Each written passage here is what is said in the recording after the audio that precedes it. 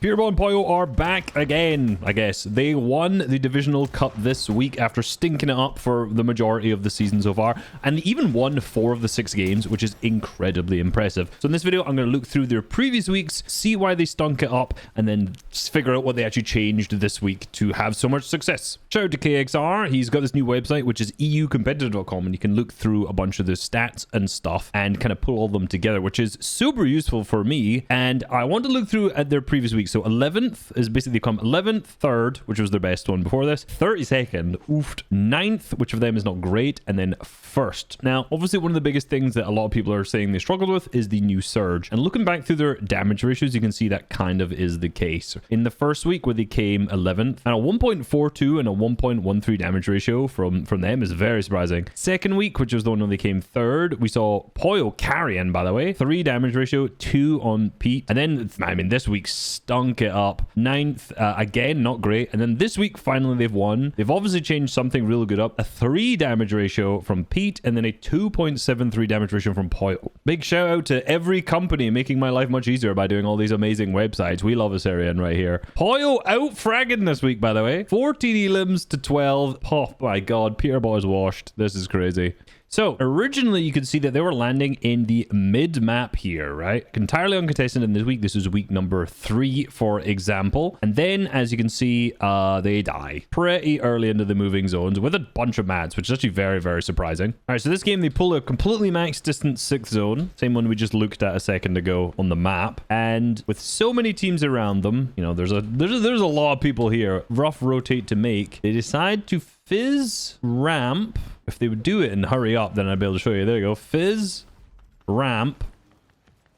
And obviously they just get sprayed out by everyone. And Pollo instantly dies, and then Pete almost dies, and then he lands in a tree. And he's now below Surge, and then dies to Storm Surge. I'm not really sure what I don't really know what the thought process was in this one. This game, they switched their drop spot up because it's not going well, and they can test on the hill up here where Acorn and Bolts were in this week. And it also doesn't work out. Like, Pollo ends up dying. They don't have good drops. They don't get good loot. They don't have any mats.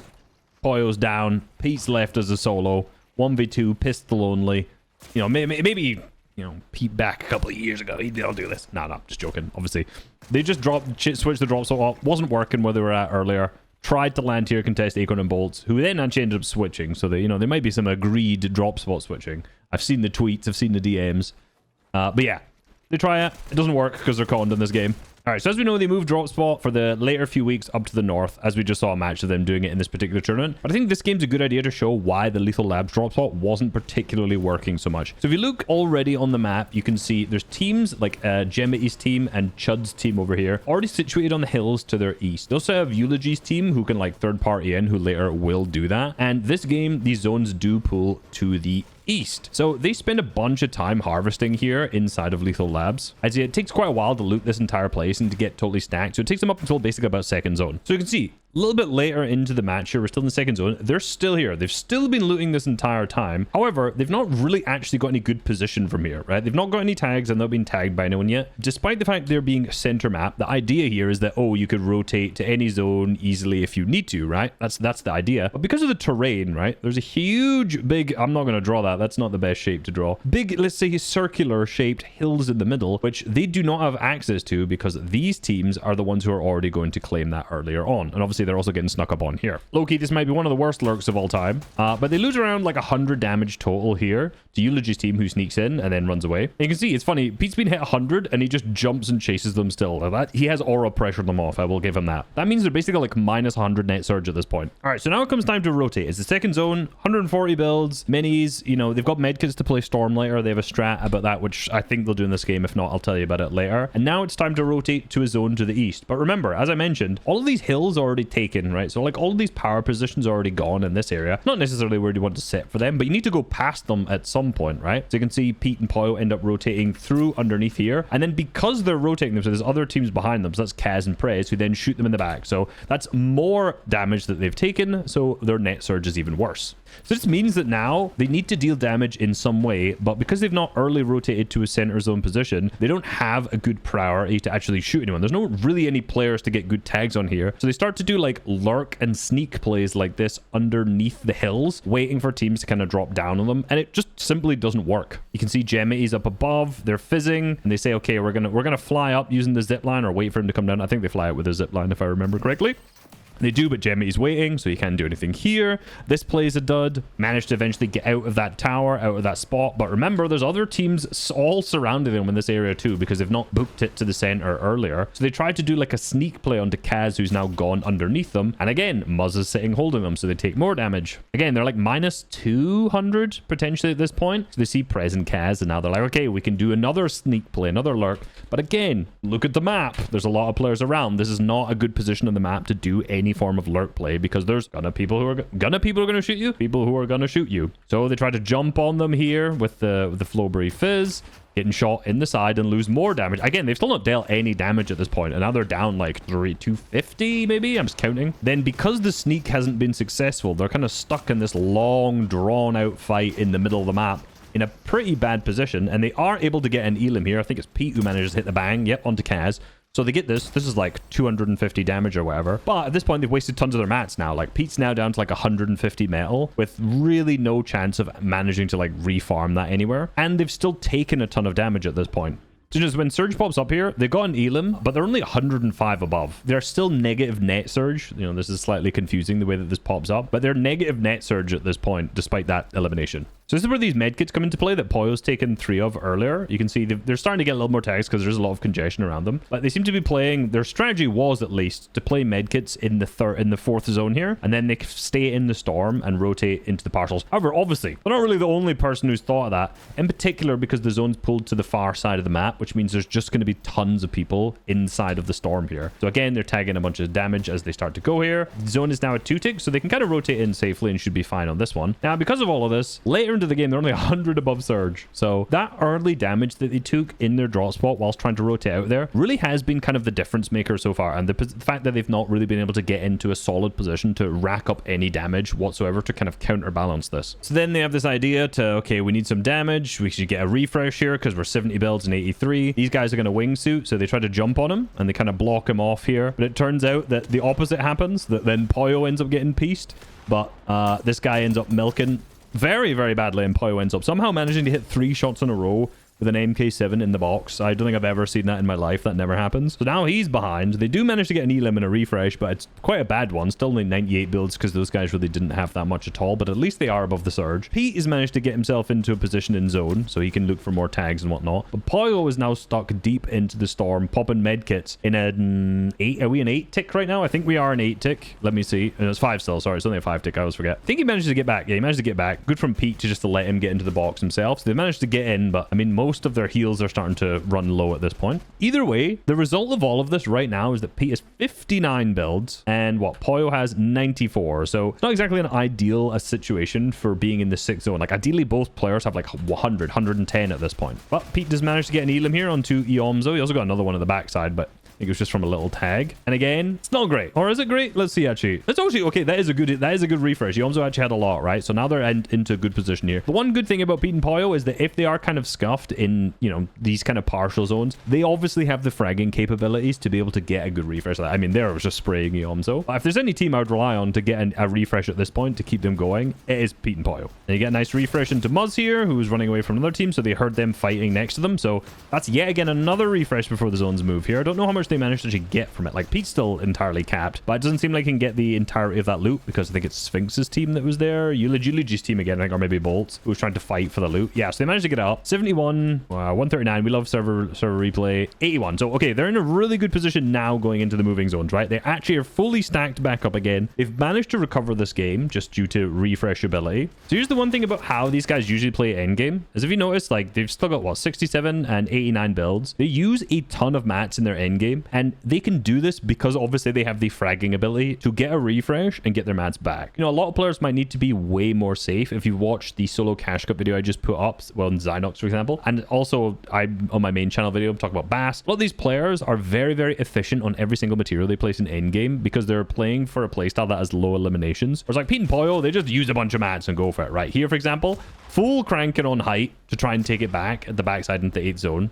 and they kind of lose it here. And then Pete manages to get a nice refresh onto eye drop. So it was eye drop and Maris who were on height here, and then he manages to get the elim here, and I think he gets, I don't know if he actually managed to get many materials from it. I've not checked yet. I don't know how poor they were up on height. He had 49 before the refresh. Gets it. Now he's up to 63, 87. So it's an okay refresh from there. However, the problem is, obviously, he's way deep into Storm at the backside. And at the same time, Pollo was cranking for height and used from 67, nice, mats, all the way down to 19. But again, because they've spent a lot of time fighting for it at the backside of the Storm, you can see the materials that have been committed here. And obviously, the big problem with that is that Aegis and Rituals are now at the front side and have a great way to try and retake it from them at the front. So Pollo with minimal materials, he's getting chopped, he's doing what he can to stay up. Pete is trying to ramp up at the front side. He's trying to block off Aegis. He gets cracked because Aegis hits a good shot, and then Pollo's is basically down to low mats. And unfortunately, of course, there is server lag because we always love this, and Pollo ends up dying. So this game in particular was actually a bad height retake, which, you know, usually the problem with Pete and Pollo is not their end games, as I mentioned. It has been pretty much for the vast majority of it, their mid game. And Pete's is a solo, he gets jumped in on, and he dies. So overall, a lot of the issues really are in that early and mid game, but in this particular match, we also saw a pretty failed attempt at a high ground retake as well. So let's jump into the current week, the most recent week, and see what they've been doing different to have them win 4 of the 6 matches. So as I mentioned off the rip, they are now landing at a new drop spot, which is the hill to the north. So very differently from where they were before at Lethal Labs, which is, you know, center map, problems with the hills like we saw. Now they're playing the edge map. Now, if you remember, if you've watched my other week's Division Cup winners, obviously those were on EU, but the best region, naturally. Because Sky and Scroll won again, I'm not going to do another video then, hence why we're over to NA looking at Peterbot and Pollo. But all of the winners have been from somewhere at the edge of the map, right? So Wonkyland, Painted, 2 from Battlewood, and then 1 from Riptides as well. So now, yet again, another win from the edge of the map. The hypothesis that center map would be incredibly good because of the user change definitely does not seem to be true, and obviously Pete and Pollo are kind of proving that, having stunk it up at Lethal and now having some success from the edge of the map. Naturally, rather than them getting farmed for Surge by the teams around them on the hills as they try to rotate, they can kind of do the opposite, right? Focus is down below, they manage to get a free elim onto him, and then spoiler, they get the second elim onto Frantic just by jumping on as well. So that's already like plus 200 in this match, whereas in the previous match that we watched in an unsuccessful week, of course, they were like minus 200 when they started to rotate. So they're already off to a good start. Just because watching them looting is just insanely boring. I'm looking on a Syrian here to show you kind of the area that they have looted, right? So as they get these eliminations down here, as you can see, they'd use the teleporter to go over to this side. Hopefully that's not going to be camped on in grand finals. And then they have access to basically this entire area. Like, that is insane. You can see Pollo loots one bit, Pete's up at the top, they go over here, they grab all this around the sides, and then they all ramp up back. Are they going to stay down here? What are they doing now? Yeah, they go down onto the vending machine down there, and then they go all the way back up here again. I don't know what the reason is for going like back and forth in this area. I've not checked yet. I will check in a second so we can see. And then they'll probably do the big ramp strat that I've already covered in one of my previous weeks, but we'll look at that again. For reference, the area that they're covering here, excluding this bit, you know, where Focus landed for this match. So all of this area has 42 chests. That's a lot. And that's like not just 42 chests, that's at their spawn rate, right? So on average, they'll get 42 chests. 8 always spawn chests, so the 100% spawn rate chest. 10k wood, 10k metal, and 5k brick. So I have a feeling they probably have enough loot at this drop spot. Of course, they also have access to like slurp trucks. I wonder how much slurp's actually here. Yeah, in terms of slurp, they have 2 slurp trucks, assuming that this one's probably going to be taken, right? There's probably going to be a team down there. And what? How many slurp? And a lot of slurp barrels too. I can't even bother to count them. You get it. They have a lot of heals that they can use here. Here it is now in the second zone. We have the big ramp coming out, which we will see much later. I doubt it's going to be shot out, but yes, we have the massive ramp. We're going to do a 3-layer ramp, is it here, from Pollo? Yep, connecting him back down to the hill. Now this is going to be used for the wingsuit rotates later on. Now, so Pollo managed to drop all of his heals. Also, side tangent, so easy to refarm all the brick here because there's so much god brick in this area. And then they've rotated back down. I'm guessing then to buy, because they have so many chests, they get an unbelievable amount of gold. So from here, what are we looking for? Ooh, there's the gold vending too. 1500 gold for what? Oh, is that a gold pump? Gold pump for 1500. Beautiful. Is that what Pete's already got one as well? So double gold pump from all of the gold. And then we got medkits to play Storm. And Pollo's bought even more. So we got 5 medkits to play the Storm. All the extra heals that he's left up there before. I think they're going to be okay this game. Thing is, they don't even have to like play these medkits that early on because there's so much slurp here. I wonder if they use the slurp at all. Like the slurp trucks. There's another medkit there. That's nice. No, probably not going to use that slurp truck just yet, I guess. You know, maybe they just play the medkits instead. Maybe they don't need to. As predicted, they come back to it later on. There we go. And then I wonder if they pad over to the other one that's also over there that I don't know if they've grabbed or not yet. Let's see, they go in the same direction. Yes, they are. Yeah, and unsurprisingly, they are back down onto the onto the slurp truck as well. Grab that. Now, it's unsurprising that, like, they're just playing the same strat that every single other team has been playing. Hiding in the storm, keeping away from everyone else, and now look at the stark difference. 600 above the damage threshold. They've taken no damage at this point in the game, as far as I'm aware. I've not seen them any. They've dealt, like, 200 damage, and that's put them 600 above because of Net Surge.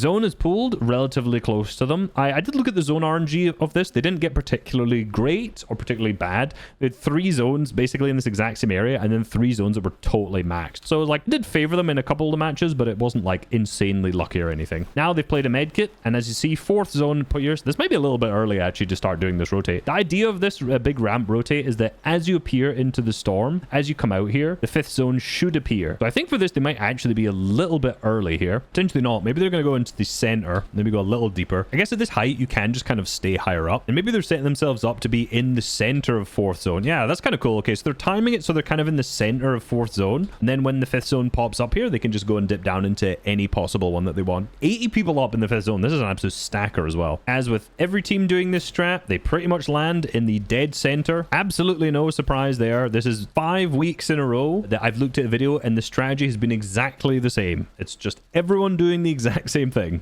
So now the surge, like later into this match, is only like 260 above. As long as they don't take any damage, they're just totally fine. All right, so one thing about this height take that is actually successful in this game, as we saw in the previous game, it was very unsuccessful, is that the zone ended up pulling backwards, right? So the zone here pulls back, if you look in the bottom right, the same direction that it was at before. And when they jump up here, they spot a much better opportunity to go for it, right? So if we zoom out right here, up with the controller, you can see there's way more space claimed, and now the zone is kind of pulling towards this direction here. So what they end up doing is, there's a video that they have, if you want to watch on Pete's channel, where you can hear the comms, and they're basically just saying, yeah, we need to send it right now, because this is such a good opportunity to do it. So it's cold and rapid that are up. I'm going to watch this actually from a wide in this perspective. So they go up with the fizz at the same time, and Kanada flies up. At the same time, Veno goes up for the height retake. So this is the thing, right? If you're a good height team, like Veno's a very, very good height team. Same with Pete and Pollo. They understand a good opportunity to take it, right? When the zone pulls back, they can flank it from the backside. And Rapid's actually done a really good job to already kind of prevent this being taken. As you can see, he's kind of stayed up on the higher whilst they're looking back here as these teams tried to do this. But Pete and Pollo have also timed it well. He does a nice jump up to hit him for 100, and then just jumps up. Curves manages to stay down. Pete and Pollo managed to grab it from there. So this was more to do with like the timing of taking it, whereas in the failed success last time, the zone pulled far, and they tried to jump it up from backside and then got stuck at the back. Here instead, the zone pulled back, and then they were able just to go for it from there. They're also, one thing, if you listen to the comms in the video, is that they're very much so trying to focus on specific skins. So in that instance, they knew that Veno was team going for height. They jumped down on them and tried to pressure them off of it, being able to go up for it. Yeah, again, you can hear after he's up here, he's at some point here says, one of them's Veno. Yeah, he said it right there as I did that, which is that exact moment. And then you can see them going for height at the front again. So Pete makes the play to kind of drop down and then try and block them off, make sure they can't get up for it again, and try and force them off of coming back up for height. All right, in this game, they don't actually show the height retake, so I'm going to look into replays and see what they did. All right, zone here in this game is actually, I actually loaded into the wrong one, but I think this height retake's really interesting anyway. Zone pulls far this time, so it's slightly different. This is now the 9th zone. The zone, as you can see, is pulling towards this direction. It's always hard in replays to figure that out. And Aoxy and Jojo, or the team on height, are at backside. Well, kind of the backside. You can see that Pete and Pollo are far at the side, right? So one of the things is they always take like a relatively high mid-ground layer here. So from this position, obviously, they're the ones who can take height. W awareness from Aoxy and Jojo not to pay any attention to the second height team at this minute. So they tarp along the edge. Very, very good for them. But you can see what they do here is they put out these downwards ramps to try and like bait out height to show that they're going down. Now, I don't actually know if this works at all. Like you can maybe see from Aoxy's POV, maybe he thinks that like they have actually left this box or not. I'm not entirely sure if it actually works or not. The idea is to kind of bait them out to make you think that they're gone. And then they've gone back into the backside of zone, and then they're sneaking. So, you know, they're trying to make it seem like they're no longer there on second height. Hit the fizz, jump up onto the backside. They are spotted. Look at this. Bro, see this? What is this? Prime Peterbot right there is hitting that triple edit in half a millisecond and getting the 200. What's this? He's up. Hey, hit the floor edit. Oh, I could I could have a full 8 hours of sleep in my teaming time he hit that. I'm obviously just joking, but yeah, I think he was actually just thinking that he wasn't going to be through that floor, so he just didn't edit it through at the same time. But nice height retake. I think it's really funny is in this video, in the final match, they just mute the audio a lot. I imagine Raz is just saying something questionable in the Discord, and they just keep muting it over and over again. I was watching this video and I was like, damn, my headphones have died, and I was like, oh no, just like calming potentially something from replays, I would imagine. Anyway, the main difference is they switched drop spots. They basically played the meta perfectly by playing the Storm in the 2nd to 5th zone, like every other winner has been so far. And then, you know, their end games were relatively good still before that. The one I chose was just kind of a shoddy height retake, just happened to be the game that pulled out. But then they just have classic kind of Pete Pollo send height end games. Like, subscribe, peace.